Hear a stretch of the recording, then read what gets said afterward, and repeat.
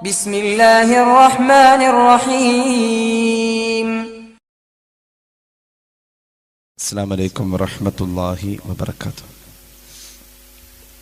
بسم الله والحمد لله والصلاة والسلام على أشرف رسول الله وعلى آله الفائزين برضا الله أما بعد. പ്രിയമുള്ളവരെ, അല്ലാഹു തആല നമ്മുടെ സംഗമം സ്വീകരിക്കട്ടെ. നമ്മുടെ പാപങ്ങൾ അല്ലാഹു പുറത്തു തരട്ടെ. രോഗങ്ങൾ അല്ലാഹു ശിഫയാക്കട്ടെ. മരണപ്പെട്ടവരുടെ ഖബർ അല്ലാഹു സന്തോഷത്തിലാക്കട്ടെ. തെറ്റുകുറ്റങ്ങൾ അവർക്ക് നമുക്കും അല്ലാഹു നിരുപാധികം മാപ്പാക്കി തരട്ടെ.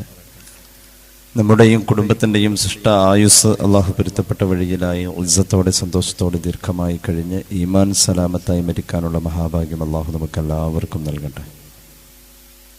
ഇമാം തുർമുദിയുടെ ജാമിഉൽ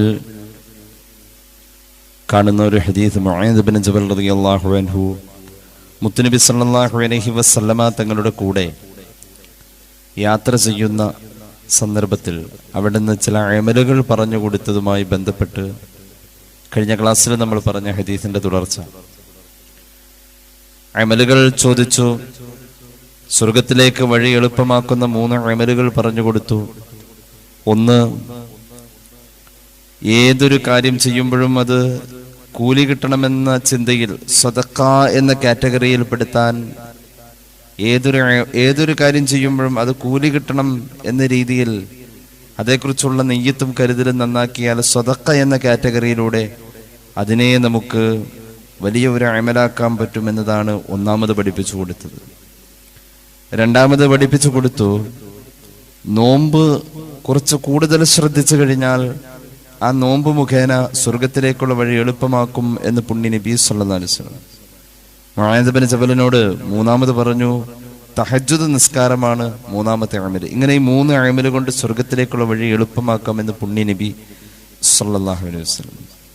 പിന്നെ മഹാനവറുകളോട് അള്ളാഹുവിന്റെ ഹബീബ് സല്ലല്ലാഹു അലൈഹി വസല്ലം തങ്ങൾ പറഞ്ഞു, നന്മ എന്നതിൻ്റെ ഏറ്റവും മുഖ്യമായ ഭാഗം, അതിന്റെ ഹെഡ്, അതുപോലെ തന്നെ നന്മ എന്ന് പറഞ്ഞാൽ അതിന്റെ തൂണ്, നന്മ എന്ന് പറഞ്ഞാൽ അതിന്റെ കൊടുമുടി, അതിന്റെ ഏറ്റവും വലിയ സമ്പാദ്യം, അത് ഏതൊക്കെയാണെന്ന് പറഞ്ഞു തരട്ടെ. നന്മ എന്ന് പറഞ്ഞാൽ എന്താണ്?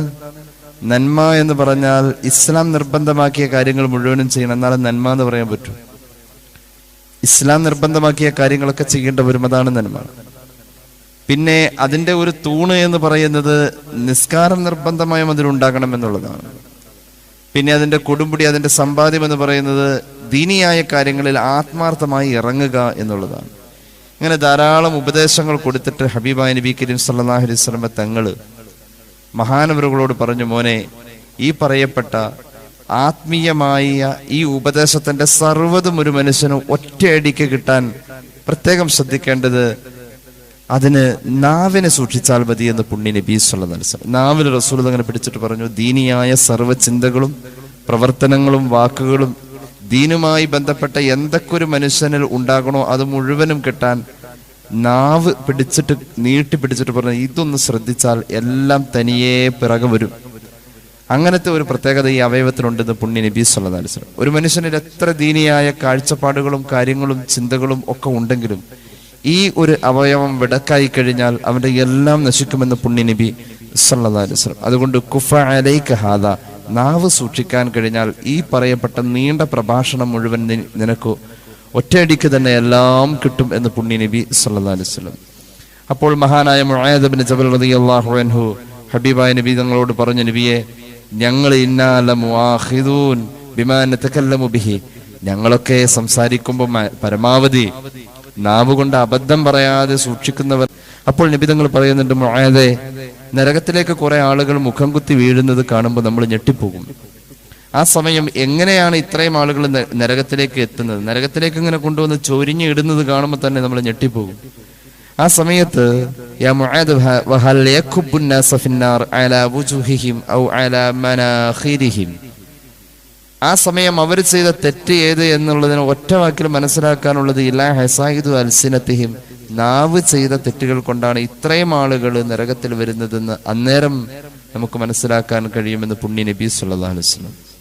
അത്രത്തോളം ഈ പറയപ്പെട്ട നന്മകൾ ഒരാളുടെ ഇബാദത്തിന്റെ സർവ്വ നേട്ടങ്ങളും കൈവരിക്കാൻ, ദീനിയായ ചിന്തകൾ പരിപൂർണമായി നിലനിർത്താൻ അവൻ നാവ് സൂക്ഷിച്ചാൽ സാധ്യമാകുമെന്ന് മഹാനായ സ്വഹാബിയോട് പരിശുദ്ധ റസൂൽ സല്ലല്ലാഹു അലൈഹി വസല്ലം. നരകത്തിലേക്ക് കൂടുതൽ ആളുകൾ ഇങ്ങനെ കൊട്ടി കൊണ്ടുവന്നിടുമ്പോൾ നമ്മളവിടെ മനസ്സിലാക്കേണ്ടത് ഈ ആളുകൾ മുഴുവൻ നാവ് കൊണ്ട് അബദ്ധം പറ്റിയവരാണെന്ന് സയ്യിദുനാ റസൂലുള്ളാഹി സ്വല്ലല്ലാഹു അലൈഹി വസല്ലം മുആദ് ബിൻ ജബൽ റളിയല്ലാഹു അൻഹുവിനോട് പറയാണ്. ഒരല്പം അതേക്കുറിച്ച് പറയാൻ ആഗ്രഹിക്കുകയാണ്. അള്ളാഹുവിന്റെ ഹബീബ് സല്ലല്ലാഹു അലൈഹി വസല്ലമ തങ്ങൾ ഒരു നോമ്പുകാരനെ ഏറ്റവും കൂടുതൽ സംസ്കരിക്കാൻ അവിടുന്ന് ഉപദേശിച്ചിട്ടുള്ളത് നാവിന്റെ കാര്യം പറഞ്ഞുകൊണ്ടാണ്. നമ്മൾ മുമ്പ് അത് പറഞ്ഞിട്ടുള്ളതാണ്. എന്നാലും ഒന്നുകൂടി മനുഷ്യർ വളരെ നിസ്സാരമായി കാണുന്ന ചില ഘട്ടങ്ങളുണ്ട്. കളവ് പറയുന്നത് കളവാണെന്ന് ബോധ്യപ്പെട്ടാലും ചില ആളുകൾ പറയാറുണ്ട്, ഉള്ളത് പറയട്ടെ എന്ന് പറഞ്ഞിട്ട് പിന്നെ പറയുന്ന ഉള്ളത് ഒരു പക്ഷേ ഉള്ളതാണെങ്കിൽ പോലും, കളവല്ല ഉള്ളതാണെങ്കിൽ പോലും ഉള്ളത് പോലും പറയാൻ നമ്മളോട് പറഞ്ഞിട്ടില്ല. അത് മറ്റൊരു വ്യക്തിയുടെ ജീവിതത്തിലെ കാര്യമാകുമ്പോൾ ഉള്ളത് പോലും പറയാൻ പാടില്ല എന്നാണ്. പൊതുവെ ഉള്ളതേ പറയാവൂ, ഇല്ലാത്തത് പറയാൻ പാടില്ല, സത്യമേ പറയാവൂ. പക്ഷെ ആ സത്യം പറയുന്നത് പോലും മറ്റൊരാളുടെ വ്യക്തി ജീവിതത്തിലെ കാര്യമാണ് എങ്കിൽ അത് പാടില്ല എന്ന് പരിശുദ്ധ റസൂൽ സല്ലല്ലാഹു അലൈഹി വസല്ലം പഠിപ്പിച്ചിട്ടുണ്ട്. ഒരാള് മുനാഫിഖാണെങ്കിൽ ആ മുനാഫിഖിൽ അള്ളാഹു കൊടുക്കാത്ത 5 കാര്യങ്ങളുണ്ട്. മുനാഫിഖാണെങ്കിൽ ഈ 5 കാര്യം കിട്ടൂല.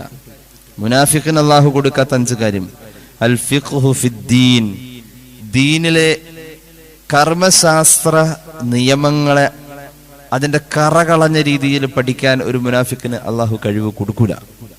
ദീനിലുള്ള കർമ്മശാസ്ത്ര ഫിഖ്ഹിന്റെ മസ്അലകൾ കറകളഞ്ഞ രീതിയിൽ പഠിക്കാൻ ഒരിക്കലും ഒരു മുനാഫിക്കിന് കഴിയില്ല. ഒന്നാമത്തെ കാര്യം അതാണ്.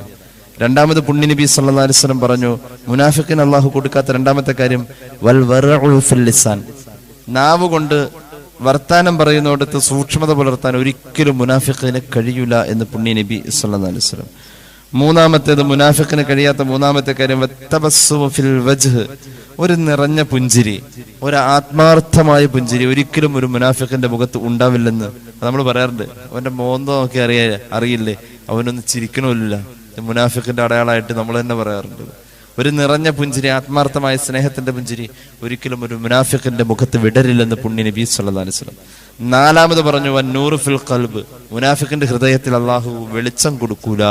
എന്ത് നന്മ ചെയ്താലും ആ നന്മ കൊണ്ട് അവന്റെ ഹൃദയത്തിൽ അള്ളാഹു വെളിച്ചം കൊടുക്കൂല എന്ന് പുണ്യ നബി സല്ലല്ലാഹു അലൈഹി വസല്ലം.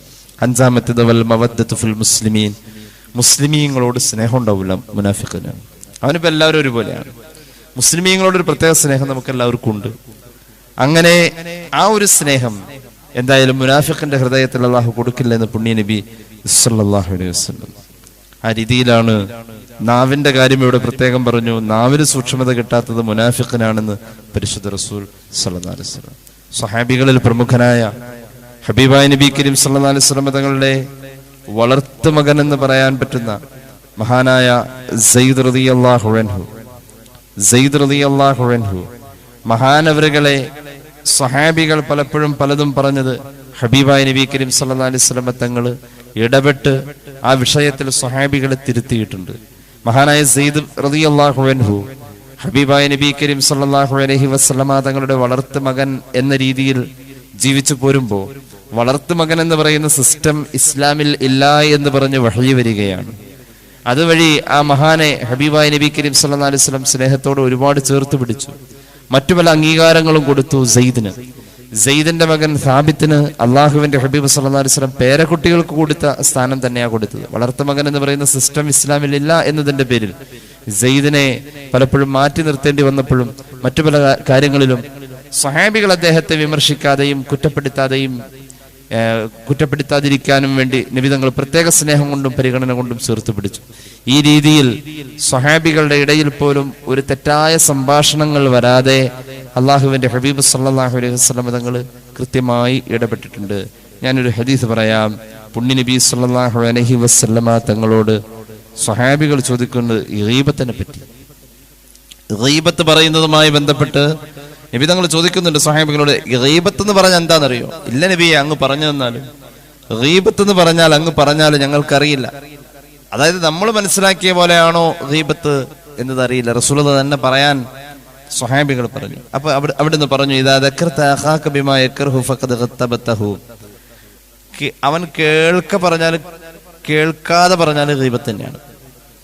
നിന്റെ സഹോദരന് നീ ആ പറയുന്ന കാര്യം ഇഷ്ടമല്ലെങ്കിൽ അത് ഗീബത്താണെന്ന് പുണ്യ നബി സല്ലല്ലാഹു അലൈഹി വസല്ലം. അത് കേട്ടിട്ട് പറഞ്ഞാലും കേൾക്കാതെ പറഞ്ഞാലും. അപ്പൊ സ്വഹാബികൾ പറഞ്ഞു, ഉള്ളതല്ലേ നബിയെ ഞങ്ങൾ പറയുന്നത് എങ്കിൽ അത് ഗീബത്താവോ? ഉള്ള കാര്യമല്ലേ പറഞ്ഞത്, അത് ഗീബത്താവോ? അപ്പൊ അവിടുന്ന് പറഞ്ഞു, ഉള്ളതാണെങ്കിലും ഗീബത്ത് തന്നെയാണ്. ഉള്ളതാണെങ്കിലും ഗീബത്താണ്. പക്ഷേ ഉള്ളത് പറയുമ്പോ അവൻ കേട്ടാലും കേട്ടില്ലെങ്കിലും ഗീബത്താണ്. അവന് ഇഷ്ടമല്ല എന്നത് മാത്രമാണ് അവിടെ മാനദണ്ഡമുള്ളൂ. ആ പറയുന്നത് അവന് ഇഷ്ടമല്ല എങ്കിൽ അത് പറയാനേ പാടില്ല.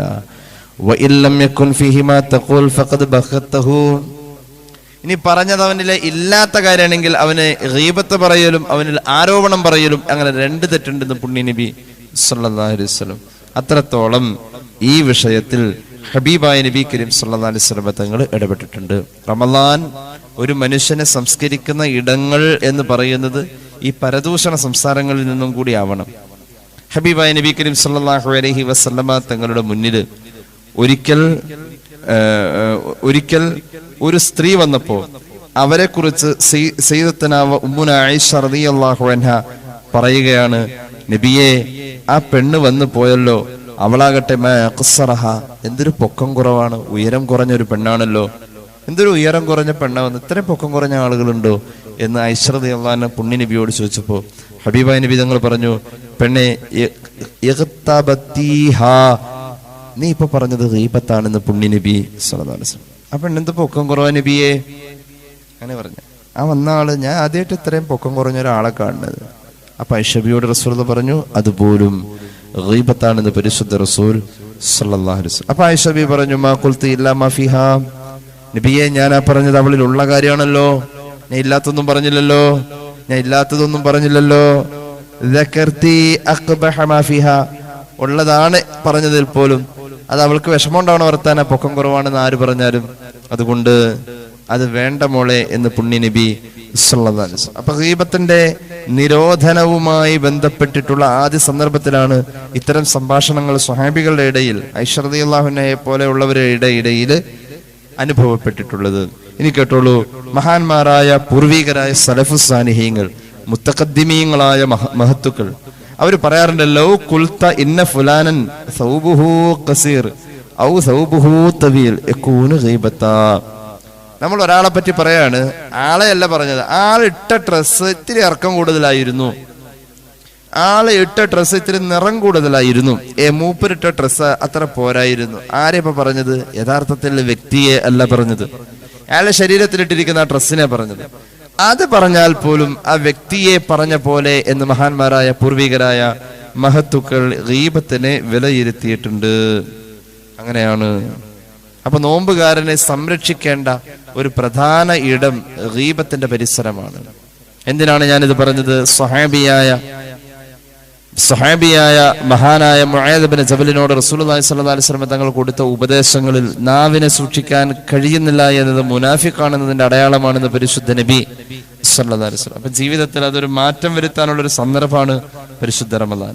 മഹാനായ അബൂ സഈദ് അൽ ഖുദ്രി റളിയല്ലാഹു അൻഹു പറയുന്നു, സമിഅ്തു നബിയ സ്വല്ലല്ലാഹു അലൈഹി വസല്ലം യഖൂൽ, അല്ലാഹുവിന്റെ ഹബീബ് പറയുന്നത് ഞാൻ കേട്ടിട്ടുണ്ട്, ലൈലത്തു ഉസ്രിയ ബി ഇലസ് സമാഇ മറർതു ബിഖൗമിൻ യഖ്തഉൽ ലഹമ മിൻ ജുനൂബിഹിം. ഞാൻ മിഅ്റാജിന്റെ യാത്രയിൽ ഒരു ഭീകരമായ അനുഭവം ഞാൻ കണ്ടു, ഞാൻ ഒരവസ്ഥ കണ്ടു. ചില ആളുകൾ അവരുടെ ശരീരത്തിന്റെ ഒരു ഭാഗം ഇങ്ങനെ മൂർച്ചയുള്ള പിച്ചാത്തി കൊണ്ട് മുറിച്ചെടുത്തിട്ട് അവര് തന്നെ അത് സ്വന്തം തിന്നാണ്. അങ്ങനത്തെ ഒരു കാഴ്ച. സ്വന്തം ശരീരത്തിന്റെ മാംസഭാഗം കത്തികൊണ്ട്, മൂർച്ചയുള്ള ആയുധം കൊണ്ട് മുറിച്ചെടുത്തിട്ട് അവർ തിന്നുന്നു. അവർ തിന്നുന്ന നേരത്ത് അവരെ ശകാരിക്കുന്നുണ്ട്, ആരോ അവരെ ശകാരിക്കുന്നുണ്ട്. കുലൂ മാ കുന്തും തഅകുലൂന മിൻ ലഹ്മി അഖീകും, ഭൂമിയിലെ നിങ്ങളുടെ സഹോദരന്മാരുടെ മാംസം തിന്ന പോലെ ഇപ്പോൾ നിങ്ങൾ നിങ്ങളുടെ മാംസങ്ങൾ അതിന് പകരം തിന്ന് വിശപ്പ് തീർക്കണേ എന്ന മനുഷ്യരോട് അവിടെ വെച്ച് വിളിച്ചു പറയുകയും ചെയ്യും. അപ്പൊ വീണ്ടും അവർ ശരീരം മുറിക്കും. എന്നിട്ടോ ആർത്തിയോടുകൂടെ സ്വന്തം മാംസം തിന്നും. ഞാൻ ഒരൽപ്പം നേരം അവിടെ നിന്നുപോയി. എന്നിട്ട് ചോദിച്ചു, യാ ജിബ്രീൽ മൻ ഹൗലാ, ആരാണ് ജിബ്രീലെ ഈ വിഭാഗം? ജിബ്രീൽ അലൈഹിസ്സലാം പറഞ്ഞു, ഹഉലാഇ മിൻ ഉമ്മത്തിക്കൽ ഹമ്മാസൂനൽ ലമ്മാസൂൻ യഅനിൽ മുത്തഗാബീൻ മുഗ്തബീൻ. നബിയെ, ഇവരാരാണെന്നറിയോ? അങ്ങയുടെ സമൂഹത്തിൽപ്പെട്ടവരാണ്. ഇവരുടെ പ്രശ്നം എന്താണെന്ന് വെച്ചാൽ ഇവര് ആളുകളെ കുത്തുവാക്ക് പറയും, താങ്ങിപ്പറയും, ചേർത്ത് പറയും, കൊള്ളിച്ചു പറയും. അത് ഗീബത്തിന്റെ പരിഗണനയിൽ അല്ലാഹു വെച്ചത് കൊണ്ടാണ്. കുത്തുവാക്ക് പറഞ്ഞത് പോലും ഗീബത്തിന്റെ പരിഗണനയിലേക്കാം. ചില സന്ദർഭങ്ങളിലെ കളവ് പറയൽ പോലും ഗീബത്തിന്റെ പരിഗണനയിലാണ്. ഗീബത്ത് എന്ന് പറഞ്ഞാൽ നാവ് കൊണ്ടൊരു മനുഷ്യന് സംഭവിക്കുന്ന ഏറ്റവും വൃത്തികെട്ട തെറ്റാണ്. ഇനി കേട്ടോളൂ, ഗീബത്തിന് നമീമത്തിനേക്കാളും ഗൗരവം കൂടി ഒരു കാര്യമായിട്ട് വരാറുണ്ട്. എപ്പോഴാ? ഇൽമിന്റെ അഹലുകാരെ ഗീബത്ത് പറഞ്ഞു കഴിഞ്ഞാൽ അത് വൻപാപമാണെന്ന് മഹാന്മാർ പഠിപ്പിച്ചിട്ടുണ്ട്. ഇൽമിന്റെ അഹലുകാര്, നല്ല സാലിഹീങ്ങളായ മനുഷ്യന്മാര്, അവരുടെ ഗീബത്ത് പറഞ്ഞാൽ അത് സാധാരണ ഗീബത്തല്ല, അത് അള്ളാഹ് പൊറുക്കാത്ത പാപമാണ്, വൻപാപമാണ്.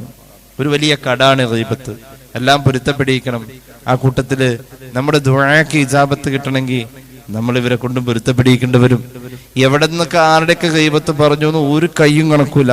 എന്നാൽ അറ്റ്ലീസ്റ്റ് ദ്വാരക്കുമ്പോ പഠിച്ചവനെ, ഞാൻ ആരുടെയൊക്കെ ഗീബത്ത് പറഞ്ഞിട്ടുണ്ടോ അവർക്ക് നീ പൊറുക്കണേ എന്ന് ആത്മാർത്ഥമായി പറയണം. അപ്പൊ അള്ളാഹു അവർക്ക് പൊറുക്കും. അവർക്ക് പൊറുക്കുമ്പോ അവർക്ക് ഈ പൊറുക്കൽ എങ്ങനെ സംഭവിച്ചു എന്നത് മഹ്ശറയിൽ ബോധ്യപ്പെടുമ്പോൾ നമ്മൾ ദ്വാരുന്നത് കൊണ്ട് അവരുടെ തെറ്റുകൾ അള്ളാഹു പുറത്തുനിന്ന് ബോധ്യപ്പെടും. ആ സമയം അവര് നമ്മളോട് പൊരുത്തപ്പെടും. ആ ഒരു സിസ്റ്റമാണ് ഈ വിഷയത്തിൽ നമുക്ക് ഉപയോഗിക്കാനുള്ള ഒരു പ്രധാന സിസ്റ്റം. പരമാവധി പൊരുത്തപ്പെടണം എന്ന് പറയാൻ പറ്റുന്നവരോടൊക്കെ അങ്ങനെ പറയാം. എന്നിട്ട് അത് ആവർത്തിക്കാതിരിക്കുക. ഏതൊക്കെ ലോകത്തെ ആരുടെയൊക്കെ ഗീബത്ത് ഏത് കാലത്ത് പറഞ്ഞു എന്നുള്ള ഓർമ്മയും കണക്കൊന്നുമില്ലെങ്കിൽ നമ്മൾ മനസ്സിലിങ്ങനെ കരുതാം, പഠിച്ചോനെ, ഞാൻ ഒരുപാട് പേരുടെ ഗീബത്ത് പറഞ്ഞിട്ടുണ്ട്, അവർക്കൊക്കെ നീ പുറത്തു കൊടുക്കല്ല, അത് കാരണം നീ എനിക്ക് പുറത്തു തരണേ. അവർക്ക് പുറത്തു കൊടുക്കണമെന്ന് അവരില്ലാത്തപ്പോൾ ആത്മാർത്ഥമായി നമ്മൾ പറഞ്ഞു കഴിഞ്ഞാൽ ഉറപ്പായിട്ടും അല്ലാഹു അത് പുറത്തു കൊടുക്കും. ഒരാളുടെ അസാന്നിധ്യത്തിൽ അയാൾക്ക് വേണ്ടി ചെയ്യുന്ന ദുആ ഇജാബത്തുള്ളതാണ്. അവരാരൊക്കെയെന്ന് നമുക്കറിയില്ല. നമ്മൾ അവർക്ക് വേണ്ടി പൊറുക്കാൻ ചോദിക്കുന്ന അവർ കേട്ടിട്ടില്ല. അത് ഉറപ്പായിട്ട് ഇജാബത്തുള്ള ഒരു ദുആയാണ്. ആ സമയത്ത് അവർക്ക് അവരുടെ പാപങ്ങളൊക്കെ പുറത്തു എന്നൊരു പദവി എക്സ്ട്രാ കിട്ടാണ്. ഇത് മെഷറയിൽ വരുമ്പോൾ അവർക്ക് ബോധ്യവും ഇത് നമ്മൾ ദ്വാരന്നിട്ട് കിട്ടിയതാണ്. അപ്പൊ എന്തുകൊണ്ടാണ് നമ്മൾ ദ്വാരുന്നത് എന്നത് അവർക്ക് അല്ലാഹു ബോധ്യപ്പെടുത്തി കൊടുക്കും. നിങ്ങളുടെ ഗീബത്ത് അവർ പറഞ്ഞു, പരിഹാരമായിട്ട് അവര് നിങ്ങൾക്ക് വേണ്ടി പൊറുക്കാൻ തേടി. അതിന്റെ പേരിലാണ് നിങ്ങളുടെ ഈ പാപം പൊറുക്കൽ അവിടെ ഉണ്ടായത്. എന്താ സന്തോഷമായില്ലേ? സന്തോഷമായി. അവരോട് വിരോധമൊന്നുമില്ലല്ലോ? ഇല്ല. അള്ളാഹു വിധിച്ച് വിധി നടപ്പാക്കി വിടണമല്ലോ. അള്ളാഹുവിന്റെ ന്യായവും നീതിയും അവിടെ കാണണമല്ലോ. ഞങ്ങളുടെ ഗീബത്ത് അവർ പറഞ്ഞ് ഞങ്ങൾ പുറത്തു കൊടുത്തു, അല്ലാഹ് പൊരുത്തപ്പെട്ടു. അപ്പോഴാണ് നമുക്കത് പൊരുത്തപ്പെട്ട് കിട്ടാ. മരിച്ചുപോയ കുറെ ആളുകളുടെ ഗീബത്ത് പറഞ്ഞിട്ടുണ്ടോ? അവർക്കൊക്കെ വേണ്ടി ദ്വാരന്നാ മതി, അപ്പൊ നമ്മുടെ അള്ളാഹു പുറത്തു തരും. ഈ രീതിയിലാണ് മഹാന്മാരായ സ്വഹാബികൾ നമുക്ക് പഠിപ്പിച്ചത്. ഒരു സംഭവം കേട്ടോളൂ. മഹാനായ ഹബീബായ നബി കരീം സല്ലല്ലാഹു അലൈഹി വസല്ലമ തങ്ങള് അവിടുത്തെ വീട്ടിലിരിക്കുന്നു. ആ സമയത്ത് മദീനത്തെ പള്ളിയിലെ സുഫത്തിന്റെ അഹലുകാരായ സ്വഹാബികള് മദീനത്തെ പള്ളിയിലിരിക്കുന്നു. മദീനത്തെ പള്ളി സുഫത്തിന്റെ അഹലുകാരിരിക്കുന്ന തറയും റസൂലുള്ളാഹിയുടെ വീട് തമ്മിൽ നോക്കിയാൽ കാണുന്നത് ഇത്ര അകലുള്ളൂ. അതായത് ഒരു സുഗന്ധം നബിതങ്ങളുടെ വീട്ടിൽ പുരട്ടിയാൽ അത് ഇവിടെ കിട്ടും. അതിന്റെ മണം, ഒരു ഭക്ഷണം അവിടെ പാചകം ചെയ്താൽ അതിന്റെ മണം ഇവിടെ കിട്ടും. അത്ര അടുത്താണ് നബിതങ്ങളുടെ വീടും സുഫത്തിന്റെ അഹലുകാരും മദീനത്തെ പള്ളിയിലിരിക്കുന്ന ഈ ഗ്യാപ്പ് അത്ര അടുത്താണ് അവരിയ്ക്കുന്നത്. നമുക്ക് ചെന്ന് കണ്ടാൽ അറിയാം, റൗള ഷരീഫും സുഫത്തിന്റെ അഹലുകാര് ഇരുന്ന സ്ഥലവും തമ്മിൽ വളരെ അടുപ്പമാണ്. അപ്പോ ഹബീബായ നബി കരീം സല്ലല്ലാഹു അലൈഹി വസല്ലമ തങ്ങളുടെ സ്വഹാബികളുടെ സദസ്സില് മഹാനായ സെയ്ദ് ബിൻ സാബിത്ത് റളിയല്ലാഹു അൻഹു സ്വഹാബികൾക്ക് ഹദീസ് പറഞ്ഞുകൊണ്ടിരിക്കുന്നുണ്ട്. സെയ്ദ് ബിൻ സാബിത്ത് പറഞ്ഞു, ബിമാ സമിഅ മിനൻ നബി സല്ലല്ലാഹു അലൈഹി വസല്ലമ മിനൽ ഹദീസ്. സ്വഹാബി സുഹൃത്തുക്കളെ, സഹോദരങ്ങളൊന്ന് ഇരിക്കണേ, ഞാൻ നബിയിൽ നിന്നും കുറെ ഹദീസ് കേട്ടിട്ടുണ്ട്, അതൊക്കെ പറഞ്ഞു തരാം. എല്ലാവരും അവിടെ ഇരിക്കണേ. സുഫത്തിന്റെ അഹലുകാരായ സ്വഹാബികൾക്ക് പട്ടിണിയാണ്, വിശപ്പാണ്. എല്ലാവരും അവിടെ അച്ചടക്കത്തോടുകൂടെ ഇരുന്നു. ഇതിങ്ങനെ കേട്ടുകൊണ്ടിരിക്കുമ്പോൾ സെയ്ദ് ബിൻ സാബിത്ത് ഹദീസ് പറയുന്ന ആ സമയത്തുണ്ടല്ലോ, അള്ളാഹുവിന്റെ ഹബീബിന്റെ വീട്ടിലേക്ക് ആരോ ഇറച്ചിക്കറി വെച്ചത് കൊണ്ടുവരികയാണ്. ഇറച്ചിക്കറി വെച്ചത് കൊണ്ടുവരുന്നു. സുഫത്തിന്റെ അഹലുകാരായ സ്വഹാബികൾ മനസ്സിലാക്കി അത് കൂടുതലുണ്ട്, കുറച്ചൊന്നുമല്ല. കൂടുതലുണ്ട്. എഴുന്നേറ്റ് നിന്നുകൊണ്ട് ഹദീസ് പറഞ്ഞു കൊടുക്കുന്ന സെയ്ദ് ബിൻ സാബിത്തിനോട് പറഞ്ഞു, ഓ സെയ്ദ് എന്നവരെ, അങ്ങ് എഴുന്നേറ്റ് നിൽക്കുകയല്ലേ? റസൂലുള്ളാഹിയുടെ ഏറ്റവും പ്രിയപ്പെട്ട ആളല്ലേ? ഒന്നവിടെ ചെന്നുകൊണ്ട് അവിടത്തോട് കുറച്ച് ഇറച്ചി ഭക്ഷണം ചോദിച്ചാൽ, മാംസഭക്ഷണം ചോദിച്ചാൽ അവിടെ കൊണ്ടുവന്നത് കുറച്ചിങ്ങോട്ട് കൊടുത്തുവിടാൻ പറഞ്ഞാൽ, കുറെ നാളായി ഞങ്ങളൊക്കെ ഭക്ഷണം കഴിച്ചിട്ട്, ആ ഭക്ഷണത്തിൽ ഇറച്ചി ഭക്ഷണം കഴിച്ചിട്ട് ഒരുപാട് നാളായ രുചി തന്നെ വായിലില്ല. അതുകൊണ്ട് അവിടെ ചെന്ന് നമുക്ക് കുറച്ച് കിട്ടിയാൽ കൊള്ളാന്നുള്ള വിവരം പറഞ്ഞ ആരുടെയെങ്കിലും കയ്യിൽ കുറച്ച് ഇറച്ചി റസൂൽ ഞങ്ങൾ കൊടുത്തു വിടും, താങ്കൾ ചൊല്ലുമോ എന്ന് ചോദിച്ചു. സെയ്ദ് ബിൻ സാബിത്ത് റളിയല്ലാഹു അൻഹു നിലവിൽ എല്ലാവരുടെ ഇടയിൽ എഴുന്നേറ്റുന്ന ഹദീസ് പറഞ്ഞുകൊണ്ടിരിക്കല്ലേ. അപ്പൊ മൂപ്പരാണ് ആ വാതിലിനോട് ചേർന്ന് നിൽക്കുന്ന ഭാഗം, അപ്പുറത്തേക്കൊന്ന് തല ഇട്ടിട്ട് പറഞ്ഞാലും നടക്കും, അല്ലെങ്കിൽ കുറച്ചങ്ങ് നടന്ന് എന്നാൽ വേഗത്തിൽ പറയാൻ പറ്റും. സെയ്ദ് ബിൻ സാബിത്ത് പറഞ്ഞു, ശരി ഞാൻ ചെന്ന് ചോദിക്കാം. അങ്ങനെ ഹദീസ് പറയൽ നിർത്തി. മഹാനായ സെയ്ദ് ബിൻ സാബിത്ത് റളിയല്ലാഹു അൻഹു എഴുന്നേറ്റ് ചെന്നിട്ട് അല്ലാഹുവിന്റെ ഹബീബിനോട് പറഞ്ഞു, നബിയേ, ഞങ്ങൾ സ്വഹാബികൾ ഇറച്ചി ഭക്ഷണം കഴിച്ചിട്ട്, മാംസഭക്ഷണം കഴിച്ചിട്ട് കുറെ ദിവസമായി എന്തെങ്കിലും തന്നയച്ചാലും അള്ളാഹുവിന്റെ ഹബീബ് സല്ലല്ലാഹു അലൈഹി വസല്ലമ തങ്ങള് സെയ്ദ് ബിൻ സാബിത്ത് റളിയല്ലാഹു അൻഹു വന്നപ്പോ അടുത്തേക്ക് ചേർത്ത് നിർത്തി. എന്നിട്ട് പറഞ്ഞു, സെയ്ദ് ബിൻ സാബിത്ത് എന്നവരെ, അവിടെ ഇറച്ചിയുടെ ആവശ്യമില്ലല്ലോ. എല്ലാവരുടെയും പല്ലിന്റെ ഇടയിൽ പോലും ഇറച്ചി തിന്നതിന്റെ കഷ്ണങ്ങൾ കയറിയിരിക്കുന്നത് ഞാൻ കാണുന്നുണ്ടല്ലോ. എന്താ സംഭവം? സെയ്ദ് ബിൻ സാബിത്ത് ഇവിടെ നിന്ന് അങ്ങോട്ട് നടന്നു പോയ ഗ്യാപ്പില് ഈ സദസ്സ് നിശബ്ദമായല്ലോ. അപ്പൊ ചിലരിങ്ങനെ പറയാൻ തുടങ്ങി. സെയ്ദ് ബിൻ സാബിത്ത് എഴുന്നേറ്റ് പോയപ്പോ അവിടെ ചിലര് പറയാൻ തുടങ്ങി, സെയ്ദ് ബിൻ സാബിത്തിനെ പറയാൻ തുടങ്ങി. എന്താ അവര് പറഞ്ഞതെന്നറിയോ? ഖദ് ലഖിയ നബിയ ഇന്ന സയ്യിദൻ ഖദ് ലഖിയ നബിയ സല്ലല്ലാഹു അലൈഹി വസല്ലം മിസ്ല മാ ലഖീന ഫകൈഫ യജ്ലിസു വയുഹദ്ദിസുന. ആ പോണ സെയ്ദ് ബിൻ സാബിത്ത് ഇപ്പൊ നബിയിൽ നിന്നും കേട്ട കുറെ ഹദീസ് നമുക്ക് പറഞ്ഞു തരാന്ന് പറഞ്ഞല്ലോ. നമ്മളൊക്കെ അത് കേട്ടതൊക്കെ തന്നെയാണ് മൂപ്പര് പറയണത്. നമ്മളെപ്പോലെ തന്നെ നബിയുടെ കൂടെ അദ്ദേഹം ഇരുന്നിട്ടുള്ളൂ. പിന്നെ അദ്ദേഹം കേട്ടു എന്ന് പറഞ്ഞിട്ട് പ്രത്യേകം പറഞ്ഞെന്ന് ഞങ്ങൾ ഈ ആളെ മെനക്കെടുത്തുന്ന പരിപാടി ഇതൊക്കെ ഞങ്ങൾക്ക് അറിയാവുന്നതന്നെ. അങ്ങനെ ഓർത്താനുണ്ടല്ലോ. മൂപ്പരിപ്പോ എന്തോ പുതിയത് പറയാനാണെന്ന് ഓർത്താണ് എല്ലാവരും അവിടെ ഇരുന്ന് കൊടുത്തത്. മൂപ്പരവിടെ പോയി കഴിഞ്ഞപ്പോ പറഞ്ഞു, ഇതിപ്പോ നമ്മളെല്ലാവരും ഇന്നത് കേട്ടതല്ലേ. ഇവൻ പറയുന്നതിലൊരു പ്രത്യേകമായ ഒന്നുമില്ലല്ലോ. അങ്ങനെ ഒരു പ്രയോഗം സെയ്ദ് ബിൻ സാബിത്ത് അങ്ങോട്ട് പോയപ്പോ സ്വഹാബികൾ ഇവിടെ ഇങ്ങനെ പറഞ്ഞത് അത് അദ്ദേഹത്തിന്റെ ഗീബത്തായ അല്ലാഹുവിന്റെ ഹബീബിന്റെ റിസാലത്തിന്റെ കാതുകൊണ്ട് കേട്ടു. അവരോട് സെയ്ദ് ബിൻ സാബിത്ത് എന്നവരവരോട് പറയണേ, അവരുടെ പല്ലിന്റെ ഇടയിൽ സഹോദരന്റെ ഇറച്ചി തിന്നതിന്റെ കഷ്ണം ഇരിപ്പുണ്ട്. അള്ളാഹുവിന്റെ ഹബീബ് സല്ലല്ലാഹു അലൈഹി വസല്ലമ തങ്ങളുടെ മുന്നിൽ നിന്നും സെയ്ദ് ബിൻ സാബിത്ത് വന്നിട്ട് പറഞ്ഞു, റസൂലുള്ളാഹി പറഞ്ഞത് ഇറച്ചി തരാൻ പറ്റൂല, ഇവിടെ ഇറച്ചി തിന്നൽ ഇപ്പൊ കഴിഞ്ഞു എന്നാ പറഞ്ഞത്. ഞങ്ങൾ ആരും ഇറച്ചി തിന്നിട്ടില്ല. ഇതൊക്കെ ഗീബത്ത് പറയുന്നത് നിരോധിച്ചുകൊണ്ടുള്ള ആയത്തുകളും ഹദീസുകളും ഒക്കെ ഇറങ്ങുന്ന ആദ്യ പശ്ചാത്തലങ്ങളാണിത്. അല്ലാതെ സ്വഹാബികൾ കാലത്ത് വൈകുന്നവരോ ഗീബത്ത് പറഞ്ഞവരാണെന്നുള്ളതിനർത്ഥം. ആ നിയമം വരുന്നതിന്റെ ആദ്യ സന്ദർഭങ്ങളാണിത്. സ്വഹാബികൾ പറഞ്ഞു ഇവിടെ ആരും ഇറച്ചി തിന്നിട്ടില്ല. വീണ്ടും സെയ്ദ് ബിൻ സാബിത്ത് അവിടെ ചെന്നു. സഹോദരൻ കൊണ്ടുവന്ന ഇറച്ചി ഒന്നും അവിടെ ആരും കഴിച്ചിട്ടില്ല നബിയെ. സഹോദരൻ കൊണ്ടുവന്നതല്ലെന്നേ, സഹോദരന്റെ ഇറച്ചി തന്നെയാണ്. അള്ളാഹുവിന്റെ ഹബീബ് അവിടെ നിന്ന് ഇറങ്ങി വന്നു. സെയ്ദ് ബിൻ സാബിത്ത് പറഞ്ഞത് കേട്ടു. അവർ പലരും തപ്പി നോക്കി, വായന എന്തൊക്കെയോ തടയേണ്ട ചിലരുണ്ട്. പക്ഷെ അങ്ങ് വിശ്വസിക്കാൻ പറ്റുന്നില്ല. ഇന്നഹും ഖദ് അകലുൽ ആൻ, റസൂലുള്ളാഹി പറഞ്ഞു ഇപ്പോഴേ നിങ്ങൾ ഇറച്ചി തിന്നതല്ലേ ഉള്ളൂ. فرجع إليهم وأخبرهم فقاموا فدخلوا على النبي صلى الله عليه وسلم فقال لهم الآن قد أكلتم لحم أخيكم وأثر اللحم في أسنانكم. നിങ്ങൾ തിന്ന ഇറച്ചി സഹോദരന്റെ മനുഷ്യമാംസമാണ്. നാവ് കൊണ്ട് പല്ലിന്റെ വിടവിലൊക്കൊന്ന് തലോടി നോക്കൂ, ചിലപ്പോൾ ഇറച്ചി കഷ്ണം കാണാം. ചിലർക്ക് വായിൽ ഇറച്ചി തടഞ്ഞു.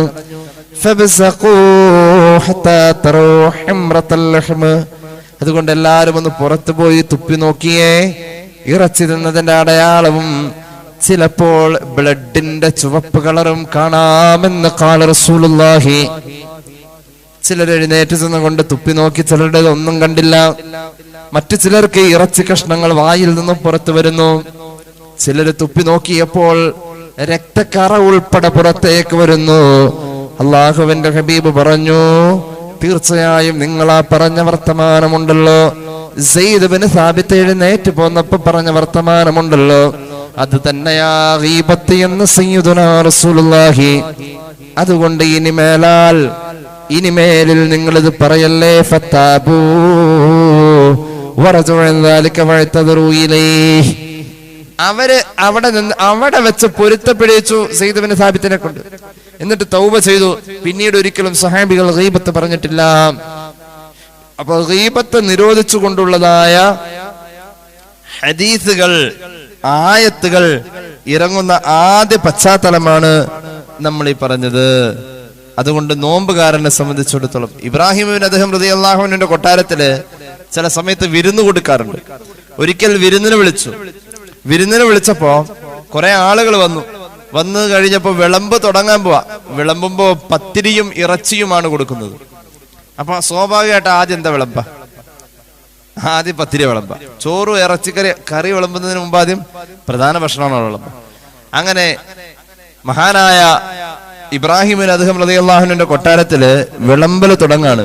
ആ സമയം കൊണ്ട് ഇബ്രാഹിം ഇബ്നു അദ്ഹം റളിയല്ലാഹു അൻഹു നോക്കിയപ്പോൾ ആളുകൾ അവിടെ സംസാരം തുടങ്ങിയിട്ടുണ്ട്, എന്തൊക്കെയോ പരിപാടി തുടങ്ങി. അപ്പൊ മഹാനവറുകൾ പറഞ്ഞു, വഅൻതും ബദഅതും ഇന്നല്ലദീന കാനൂ ഖബലനാ കാനൂ യഅകുലൂനൽ ഖുബ്സ ഖബലൽ ലഹ്മി. നമ്മൾ മുമ്പൊക്കെ ഇവിടെ ആളുകൾ ഭക്ഷണം കഴിക്കാൻ വന്നിരിക്കുമ്പോ ആദ്യം പത്തിരിയാണ് കഴിക്കാൻ തുടങ്ങുക, എന്നിട്ട് രണ്ടാമതാണ് ഇറച്ചിയിലേക്ക് കയറാം. നിങ്ങളാവട്ടെ ഇന്ന് വന്നിരുന്നിട്ട് വഅൻതും ബദഅതും ബിൽ ലഹ്മി ഖബലൽ ഖുബ്സി, ഇന്ന് നിങ്ങൾ ഇറച്ചി തിന്നൽ ആദ്യം തുടങ്ങി, അതിനുശേഷം പത്തിരി തിന്നലായല്ലോ എന്ന് പറഞ്ഞു എന്ന. അങ്ങനെയാണ് മഹാന്മാർ അതേക്കുറിച്ച് വിലയിരുത്തിയത്. അള്ളാഹു നമ്മുടെ നാവിന് കാവല് തരട്ടെ. ഇബ്ലീസ് ഏറ്റവും എളുപ്പത്തിൽ വന്ന് കയറുന്ന, വളരെ ഫ്ലെക്സിബിൾ ആയി നമ്മുടെ ശരീരത്തിൽ ഇങ്ങനെ ഉപയോഗിക്കാൻ പറ്റുന്ന, ഇബ്ലീസിന് ഇത്രയും സന്തോഷമുള്ള ഒരു അവയവം. ലുക്മാനുൽ ഹക്കീം റളിയല്ലാഹു അൻഹു ആദ്യം പറഞ്ഞ ഒരു തത്വവജസ്, അദ്ദേഹത്തിന്റെ ഒരു പ്രധാന തത്വവജസ്, അദ്ദേഹത്തിന്റെ ഹിക്മത്തിന്റെ വർത്താനം ആദ്യം പറഞ്ഞത് ഒരു വലിയ ഒരു രാജാവിന്റെ ആട്ടിടയനായി ജോലി ചെയ്യുന്ന അദ്ദേഹത്തിന്റെ ആദ്യകാലം. അപ്പൊ ആ മുതലാളി പറഞ്ഞു, ആ രാജാവ് പറഞ്ഞു, ഒരു ആടിനെ അറുത്തിട്ട് അതിന്റെ ഏറ്റവും നല്ല 2 മാംസ കഷ്ണങ്ങൾ ഇവിടെ കൊണ്ടുവരണം. ഒരു ആടിനെ അറുത്ത്, അപ്പൊ നമ്മൾ പറയൂല ഏറ്റവും നല്ല ഇറച്ചി ഒരു മൃഗത്തിന്റെ നെഞ്ചടിയിലെ ഇറച്ചിയാണെന്ന് പറയുന്നവരുണ്ട്. അത് വേറെ ഏതെങ്കിലും ഇറച്ചി, അങ്ങനെ ഓരോ ഭാഗത്തെ ഇറച്ചിക്ക് ചതവ് കുറവുള്ളത്, ടേസ്റ്റ് കൂടുതലുള്ളത്, അങ്ങനെ പറയാൻ പറ്റുന്ന ഇറച്ചി ഒരു ആടിനെ അറുത്ത് കഴിഞ്ഞാൽ ഏത് ഭാഗത്തു നിന്നാണോ നല്ല 2 മാംസ കഷ്ണം കിട്ടുന്നത്, അതിന്റെ 2 എണ്ണത്തിന്റെ കഷ്ണം എനിക്കൊന്ന് കൊണ്ടുവരാൻ പറഞ്ഞു. അങ്ങനെ ഇരിക്കെ ആ കാലഘട്ടത്തിൽ ഒരു മൃഗത്തെ അറുത്ത് കഴിഞ്ഞാൽ അതിന്റെ ഹൃദയവും നാവും ആരും ഭക്ഷണമായിട്ട് ഉപയോഗിക്കാറില്ല, അങ്ങനെ ഉപയോഗിക്കലില്ല. പക്ഷേ മഹാനായ ലുക്മാനുൽ ഹക്കീം ഒരു പാത്രം എടുത്തിട്ട് അതിലേക്ക് ഈ ആടിനെ അറുത്തതിന്റെ ഹൃദയത്തിന്റെ ഒരു കഷ്ണം എടുത്തു, നാവിന്റെ ഒരു ചെറിയ പീസ് എടുത്ത് 2 പാത്രത്തിലാക്കിയിട്ട് ഇദ്ദേഹം ആ യജമാനനെ രാജാവിനെ കൊണ്ടുപോയി കൊടുത്തു. മഹാനായ ഇസ്മായിൽ അൽ ഹഖൽ ബറൂസവി സൂറത്തുൽ ലുഖ്മാന്റെ വ്യാഖ്യാനത്തിൽ ഈ സംഭവം പറയുന്നുണ്ട്. ഇദ്ദേഹം ഇത് കണ്ടിട്ട് ദേഷ്യപ്പെട്ടു. അല്ല, നിന്നോട് ഏറ്റവും നല്ലത് കൊണ്ടുവരാനല്ലേ പറഞ്ഞത്, എന്താ ഇത് ഞങ്ങൾ ആരും കഴിക്കലില്ല, എന്തിനാ ഇത് കൊണ്ടുവന്ന്? അപ്പൊ ലുഖ്മാൻ പറഞ്ഞു, നന്നാവാന്ന് വെച്ചാൽ ഇത് 2 നന്നായ അത്ര നന്നാവാവുന്ന ഒന്നും വേറെ ഒരു ശരീരത്തിലില്ല, അതുകൊണ്ട് അങ്ങനെ കണക്കാക്കിയപ്പോ ഞാൻ ഇത് കൊണ്ടുവരാൻ തീരുമാനിച്ചത്. വെടക്കായാൽ ഇത് 2ഉം വെടക്കായ പോലെ വേറെ ഒന്നും ഇത്ര മോശമാവാനില്ല. അപ്പൊ നന്നായത് എന്ന കണക്കിൽ അങ്ങ് കൂട്ടിയാ ഇത്ര നല്ലത് വേറെ ഇല്ല. ഏത് നന്നായാൽ ഈ നാവും കൽബും നന്നാവുന്ന പോലെ വേറൊന്നും നന്നാവാനില്ല. അങ്ങനെ കണക്കൂട്ടിയപ്പോ ഞാൻ ഇത് കൊണ്ടുവരാനാ നിർബന്ധിതനായത്. രാജാവ് ചിരിച്ചു, യജമാനൻ ചിരിച്ചു പോയെന്ന ലുക്മാൻ ആദ്യം പറഞ്ഞ അദ്ദേഹത്തിന്റെ തത്വവജസ്സിൽ ആദ്യത്തെ വർത്താനം ഇതാണെന്ന് മഹാനായ ഇസ്മായിൽ അൽ ഹഖൽ ബറൂസവി റൂഹുൽ ബയാനിൽ രേഖപ്പെടുത്തുന്നതായി കാണാം. അങ്ങനെയാണ് മഹാന്മാരുടെ ജീവിതത്തിൽ നമുക്ക് കാണാൻ കഴിയുന്നത്. മഹാനായ ഹബീബായ നബി കരീം സല്ലല്ലാഹു അലൈഹി വസല്ലമ തങ്ങൾ പറഞ്ഞു, അർബഉൻ യുഫ്തിറുന സ്വായിമ വയൻഖുദുന ലുദൂഅ വയഖ്ദിമുന അൽ അമല. പുണ്യ നബി പഠിപ്പിച്ചു 4 കാര്യങ്ങൾ ഒരാളുടെ ഉളൂഇനെ മുറിക്കും. ആ 4 കാര്യങ്ങൾ ഉണ്ടായാൽ ഒരാളുടെ നോമ്പിനെ മുറിക്കും. ആ 4 കാര്യങ്ങൾ ഉണ്ടെങ്കിൽ ഒരാളുടെ അമലുകളെ പൊളിച്ചു കളയും. ഈ 4 കാര്യം ഉണ്ടായ ഉളൂ എടുക്കല് സുന്നത്താണെന്നല്ല, ഈ 4 കാര്യങ്ങളുണ്ടായ ഒളു മുറിയുമെന്നല്ല. യഥാർത്ഥത്തിൽ ആ ഒളു കൊണ്ട് പിന്നെ ചെയ്യുന്ന കാര്യങ്ങൾക്ക് ഒരു ഗുണമില്ലാതെ പോകും. അത്രത്തോളം അതിന്റെ ഒരു ആത്മീയ വശമുണ്ട്. ആ 4 കാര്യങ്ങൾ സംഭവിച്ചു കഴിഞ്ഞാൽ സാധാരണ ഒളു മുറിയുന്ന 4 കാര്യങ്ങളല്ലത്, സാധാരണ നോമ്പ് മുറിയുന്ന കാര്യങ്ങളല്ലത്. നമ്മൾ ഫിഖ്ഹിൽ പഠിച്ച നോമ്പ് മുറിയുന്ന കാര്യങ്ങളിൽ പെട്ടതോ ഒളു മുറിയുന്ന കാര്യങ്ങളിൽ പെട്ടതോ അല്ല. ഏത് അമൽ ചെയ്തു വെച്ചാൽ അതിനൊക്കെ ഒറ്റയടിക്ക് തല്ലിപ്പൊളിച്ച് കളയാൻ പറ്റുന്നതാണ് ഈ 4 കാര്യങ്ങളുടെ ഉപയോഗമെന്ന് സയ്യിദുനാ റസൂലുള്ളാഹി സ്വല്ലല്ലാഹു അലൈഹി വസല്ലം. അങ്ങനെ 4 കാര്യം ഒരു മനുഷ്യനെ അള്ളാഹു ചെയ്യാൻ പാടില്ല എന്ന് പറഞ്ഞ് പ്രത്യേകം പറഞ്ഞേൽപ്പിച്ചിട്ടുണ്ട്. ആ 4 കാര്യങ്ങൾ അള്ളാഹുവിന്റെ ഹബീബ് സല്ലല്ലാഹു അലൈഹി വസല്ലം പറഞ്ഞു. ഒന്നാമത്തേത് അൽ ഗീബത്തു, പരദൂഷണം പറയാം, മറ്റൊരാളുടെ കുറ്റം പറയാം. രണ്ടാമത്തേത് അയാളിൽ ഇല്ലാത്തത് തന്നെ പറഞ്ഞുണ്ടാക്കാം, പടച്ചുണ്ടാക്കി പറയാം. മൂന്നാമത്തേത് നുണ പറയല്.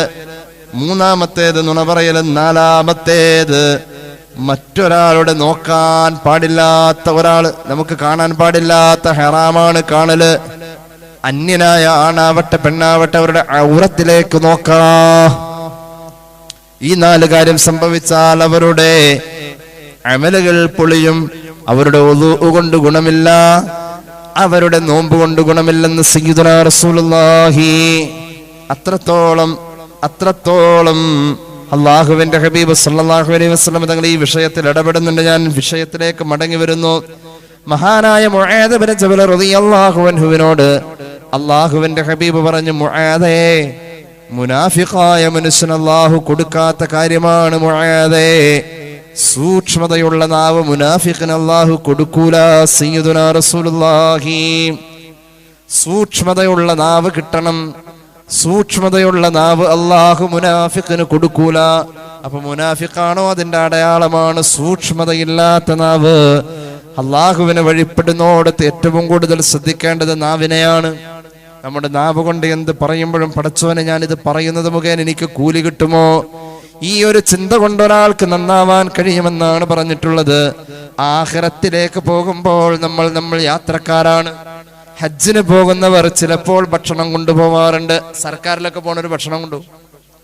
ഒരു യാത്ര പോകുമ്പോൾ ഒരു പക്ഷെ ഒരു കുപ്പി വെള്ളമെങ്കിലും നമ്മൾ സൂക്ഷിക്കാറുണ്ടെന്നാൽ കേട്ടോളൂ, ആഖിറത്തിലേക്ക് പോകുമ്പോൾ കൊണ്ടുപോകാൻ 4 ഭക്ഷണം നിങ്ങൾ കരുതണമെന്ന് സയ്യിദുനാ റസൂലുള്ളാഹി സല്ലല്ലാഹു അലൈഹി വസല്ലമ തങ്ങളുടെ ഹദീസിൽ കാണാം. മഹാന്മാർ പഠിപ്പിക്കുന്നത് കാണാം, അർബഉൻ മിൻ സാദിൽ ആഖിറ. ആഖിറത്തിലേക്ക് പോകുമ്പോൾ കൊണ്ടുപോകേണ്ട ഭക്ഷണം ഏതാണെന്നറിയുമോ? ഒന്നാമത്തെ ഭക്ഷണമാണ് അസ്സൗം, നോമ്പ്. ഒരു ദിവസം നമ്മള് നോമ്പുകാരനാണെന്ന് ഉറപ്പിച്ചു പറയുന്ന ആ ദിവസം, അതേത് ദിവസമാണെങ്കിലും, അത് റമദാനായാലും അല്ലേലും, ആ നോമ്പ് എനിക്ക് കിട്ടിയിട്ടുണ്ട്. ശരിക്കും ഈ നോമ്പിനെ പറ്റി എന്താ പറയാ? നോമ്പ് പിടിക്കാന്ന് പറയാ അല്ലെ? നോമ്പ് പിടിക്കാം. നോമ്പ് പിടിച്ചിട്ട് കിട്ടിയോ അങ്ങനെ ചോദിച്ചാലോ? കിട്ടണമെങ്കിൽ എങ്ങനെയാവണം? അതിന്റെ നിബന്ധനകളെ പൂർത്തീകരിച്ച് അതിന്റെ അദബുകൾ പാലിക്കുമ്പോൾ അത് ശരിക്കും നോമ്പിനെ പറ്റി പഴയ കാലം മുതൽ നോമ്പ് പിടിക്കാന്ന് പറഞ്ഞതിനൊരർത്ഥമുണ്ടേ. നോമ്പ് പിടിച്ചു വെച്ചേക്കണം. അങ്ങനെ നമുക്ക് പിടിച്ചാലേ കിട്ടൂ. അങ്ങനെയുള്ള കുറെ സാധനങ്ങളുണ്ട്. പിടിച്ചാലേ കിട്ടൂ. ഓടിപ്പോണ എന്തെങ്കിലും ഓടിപ്പോയി പിടിക്കണം, പിടിച്ചാലേ കിട്ടും. അങ്ങനെ പിടിച്ചാൽ കിട്ടുന്ന എന്തോ ഒന്ന്, അത് പിടിക്കാനായിട്ട് തുനിഞ്ഞിറങ്ങിയാലേ കിട്ടൂ. അതിനാ നോമ്പെന്ന് പറയാം. ആഖിറത്തിലേക്കുള്ള ഭക്ഷണം 4ആണ്. ആദ്യം വേണ്ടത് പിടിച്ചു വെച്ച നോമ്പാ വേണ്ടത്. പിടിച്ചിട്ട് കിട്ടണ നോമ്പ് വേണം. ഞാൻ പിടിക്കാൻ ശ്രമിച്ചു എന്നേ വരുള്ളൂ ഒരു പക്ഷെ നോമ്പായിട്ടില്ല. അള്ളാഹു നോമ്പാക്കി തരട്ടെ. നോമ്പ് ഖബൂലായ നോമ്പ് ജീവിതത്തിലുണ്ടെങ്കിൽ ആഖിറത്തിലേക്കുള്ള ഭക്ഷണമാണ്. അതോടൊപ്പം തന്നെ അതുകൊണ്ട് കിട്ടുന്ന നേട്ടം സിഹത്തുൻ നഫ്സി, ശരീരത്തിന് ആരോഗ്യമുണ്ടാകുമേ. രണ്ടാമത്തെ ഭക്ഷണം, ആഖിറത്തിലേക്കുള്ള രണ്ടാമത്തെ ഭക്ഷണം സദഖയാണ്. സദഖക്ക് മറ്റൊരു ഗുണമുണ്ട്, സിത്റു മാ ബൈനഹു വ ബൈനന്നാർ. സദഖ എന്ന ഭക്ഷണം തയ്യാറാക്കി വെച്ചാൽ, ആഖിറത്തിലേക്കുള്ള ആ ഭക്ഷണം നമ്മൾ കരുതി വെച്ചു കഴിഞ്ഞാൽ, എന്റെ പ്രിയമുള്ളവരെ, ആഖിറം എന്നത് കുറെ കാലം കഴിഞ്ഞിട്ട് വരുന്നതല്ല. എപ്പ നമ്മൾ മരിക്കുന്നുവോ ആ മരണം കഴിഞ്ഞാൽ അടുത്ത സെക്കൻഡ് മുതൽ നമ്മുടെ ആഖിറമായി കഴിഞ്ഞു. നമ്മൾ ഒരു പക്ഷേ രാവിലത്തേക്കുള്ളത് അല്ലി വേണ്ട. ഇപ്പൊ നോമ്പുകാരാണല്ലോ, നോമ്പ് തുറന്ന് കഴിക്കാനുള്ള ഭക്ഷണത്തെ കുറിച്ച് ഇപ്പോഴേ നമ്മൾ ആലോചിക്കും. ക്ലാസ് ഒക്കെ കഴിഞ്ഞു പോയാൽ നിങ്ങളൊരു പക്ഷെ പിന്നെ ആലോചിക്കുന്നത് നോമ്പ് തുറക്കാൻ എന്താ, നോമ്പ് തുറയുടെ ഭക്ഷണത്തെ കുറിച്ച് ഇങ്ങനെ ആലോചിക്കും. അത് കുറെ മണിക്കൂറുകൾക്ക് ശേഷം ഉണ്ടാവുന്ന ഭക്ഷണമാണ്. ആഖിറത്തിന്റെ ഭക്ഷണം നീ മരിച്ചാൽ എപ്പോ വേണമെങ്കിലും സംഭവിക്കാം. മരണം ഒരു നിമിഷം കൊണ്ട് സംഭവിക്കാം. ആ മരണം സംഭവിച്ച ശേഷം അടുത്ത നിമിഷം മുതൽക്ക് നിനക്ക് നോമ്പുതുറയുടെ ഭക്ഷണത്തെക്കാളും വേഗത്തിൽ വേണ്ട ഭക്ഷണം ഇതാ. ഇത് എപ്പോ വേണമെങ്കിലും റെഡി ആവണം. ഇതിന് ടൈം പറഞ്ഞിട്ടില്ല, എപ്പോ വേണമെങ്കിലും ആവും. നോമ്പുതുറയുടെ ഭക്ഷണം പോലെയല്ല ഇത്, നേരത്തെ ആക്കി വെക്കാവുന്ന ഭക്ഷണം. കാരണം ഇത് വളിച്ചു പോകുന്ന ഭക്ഷണമല്ല. രണ്ടാമത്തെ ഭക്ഷണം സദഖയാണ്. സദഖ എന്നത് ആഖിറത്തിലേക്കുള്ള ഭക്ഷണമാണ് എന്നതിന്റെ കൂടെ തന്നെ അത് ഭൂമിയിൽ നിന്ന് നിനക്ക് തരുന്നൊരു ആവേശം. ഈ സദഖ മുഖേന നരകത്തിന്റെയും നിന്റെ ഇടയിൽ ഒരു മറ വന്നു എന്നുള്ളതാണ്. മൂന്നാമത്തെ ഭക്ഷണം നിസ്കാരം വേണം. നിസ്കാരം ഫർദിൽ പരിമിതമല്ല. നിസ്കാരമാവട്ടെ തുഖർരിബുൽ അബ്ദ ഇലാ റബ്ബിഹി, അല്ലാഹുവിലേക്ക് അടുക്കാൻ എളുപ്പത്തിൽ കഴിയുന്ന അമൽ നിസ്കാരമാണ്. ഇനി കേട്ടോളൂ, നാലാമത്തെ അമല്, നാലാമത്തെ ഭക്ഷണം, ആഖിറത്തിലേക്കുള്ള നാലാമത്തെ ഭക്ഷണം, റബ്ബിനെ ഓർത്തപ്പോൾ കരഞ്ഞു വീണ ആ കണ്ണുനീരിന്റെ തുള്ളികളാണ്. യഥാർത്ഥത്തിൽ ആ കണ്ണുനീരിന്റെ തുള്ളികൾ വീഴലോടുകൂടെ നിന്റെ പാപങ്ങൾ പൊഴിഞ്ഞു വീഴലാണ്. നിന്റെ അക്കൗണ്ടിൽ പിന്നെ പാപം കാണിക്കൂല. അത് ദുആയിരുന്നപ്പോൾ കരഞ്ഞതാകാം, അല്ലാഹു ചെയ്ത അനുഗ്രഹങ്ങൾ ഓർക്കുമ്പോൾ കരഞ്ഞതാകാം. ഒന്ന് കണ്ണടച്ചിരുന്ന് ആലോചിച്ചാൽ ഇന്നലെയും മിനിഞ്ഞാന്നുമൊക്കെ നമ്മുടെ കുടുംബത്തിലുണ്ടായ സന്തോഷങ്ങളെ കുറിച്ച് ഓർക്കുമ്പോൾ, എന്റെ പ്രിയമുള്ളവരെ, നമുക്ക് ആ സന്തോഷങ്ങളെ കുറിച്ച് ഓർക്കുമ്പോൾ അല്ലാഹ് തന്നതല്ലേ അൽഹംദുലില്ലാഹ്, ഒരു അല്ലാഹ് തന്ന ഓർമ്മ, അത് മുഖേന നമുക്കൊരു സന്തോഷം കിട്ടുന്നുണ്ട്. പടച്ചോനെ, സന്തോഷത്തിലും ചിലപ്പോ കണ്ണ് നിറയാറുണ്ട്. അങ്ങനെ കണ്ണ് നിറഞ്ഞാൽ നിന്റെ പാപം പൊറുക്കാം. നീ ചെയ്ത തെറ്റുകളെ ഓർത്തപ്പോഴാണ് നിന്റെ കണ്ണ് നനഞ്ഞത് എങ്കിൽ അപ്പോഴും നിന്റെ പാപം പൊറുക്കാം. അള്ളാഹു മറ്റുള്ളവർക്ക് കൊടുത്ത ജീവിതത്തിന്റെ പ്രയാസങ്ങൾ നിന്റെ കണ്ണുകൊണ്ട് നീ കാണുമ്പോൾ അതിൽ നിനക്ക് അലിവ് തോന്നി. അല്ലാഹ് എന്നൊരു ഓർമ്മ എവിടെയോ മനസ്സിലൂടെ ഇങ്ങനെ പാളിപ്പോയി. അപ്പോഴും നിന്റെ കണ്ണ് നനഞ്ഞാൽ അതും നിന്റെ പാപം പൊറുക്കാം. അങ്ങനത്തെ കണ്ണുനീർ ആഖിറത്തിന്റെ ഭക്ഷണമാണ്. ഉക്കമാ ഖാല റസൂലുള്ളാഹി. ഇതിലൊരു പ്രധാന ഭക്ഷണം പറഞ്ഞു, നിസ്കാരം. റമദാൻ ആഖിറത്തിലേക്കുള്ള ഭക്ഷണത്തെ തയ്യാറാക്കി തരുന്നതിൽ നമ്മെ പരിശീലിപ്പിച്ചുകൊണ്ടിരിക്കുകയാണ്. എത്ര നിസ്കാരങ്ങളാണ് റമദാനിൽ പ്രത്യേകം ഉള്ളത്. റമദാനിൽ ദുഹാ നിസ്കാരം, തഹജ്ജുദ് നിസ്കാരം, ദുഹയൊന്നും കളയേ പാടില്ല. ഖളാ വീട്ടാനുള്ള നിസ്കാരങ്ങള്, ഹയാത്താക്കലുകള്. നിസ്കാരം കൊണ്ട് ഹയാത്താക്കൽ അള്ളാഹുവിന് വലിയ ഇഷ്ടം. നിസ്കാരം കൊണ്ടുള്ള ഹയാത്താക്കല്, പ്രത്യേകിച്ച് ഇശാ മഗ്രിബിന്റെ ഇടയിൽ നിസ്കാരം കൊണ്ട് ഹയാത്താക്കണം. അത് എല്ലാ രാത്രിയും, റമദാനിൽ മാത്രമല്ല. ഹയാത്താക്കല് സുബഹി വരെ അല്ല, അങ്ങനെ ഒരു ഹയാത്താക്കൽ ഉണ്ട്. ഹയാത്താക്കൽ പല രൂപത്തിലാ.